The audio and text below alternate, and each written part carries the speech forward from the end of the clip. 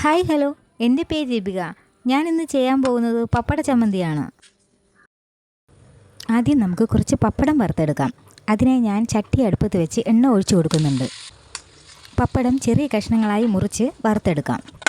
ഞാൻ 4 പപ്പടമാണ് എടുത്തത്. ആ എണ്ണയിൽ തന്നെ 5 വറ്റൽമുളക് വറുത്തെടുക്കാം. 8 ചെറിയ ഉള്ളി 2ആയി കട്ട് ചെയ്തത് ഇട്ട് കൊടുക്കാം. ഇഞ്ചി ചെറുതായി അരിഞ്ഞത് ചേർത്ത് കൊടുക്കാം. 1 കപ്പ് തേങ്ങ ചേർത്ത് നന്നായി ഇളക്കി കൊടുക്കാം. 1/2 ടീസ്പൂൺ ജീരകമിടാം. കുറച്ച് മുളക് പൊടി ചേർക്കാം.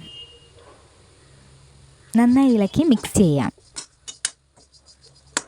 ഒരു ചെറിയ കഷ്ണം പുളി കൂടി ചേർത്ത് കൊടുക്കാം. ഇനി നമുക്ക് ഇറക്കി വയ്ക്കാം. ഇവയൊന്ന് തണുക്കുമ്പോൾ മൂപ്പിച്ചെടുത്ത വറ്റൽമുളക്, ചെറിയ ഉള്ളി, തേങ്ങ, ആവശ്യത്തിന് ഉപ്പ് എന്നിവ ചേർത്ത് അടിച്ചെടുക്കാം. ശേഷം വറുത്ത് വെച്ചിരിക്കുന്ന പപ്പടം കൂടെ ചേർത്ത് അടിച്ചെടുക്കാം.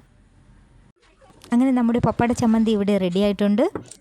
എനിക്ക് ഏറ്റവും ഇഷ്ടപ്പെട്ട ചമ്മന്തിയാണ്. നിങ്ങൾ ഇതുപോലെ ചെയ്ത് നോക്കണേ. അടുത്തൊരു വീഡിയോയുമായി വരുന്നവരെ ബൈ.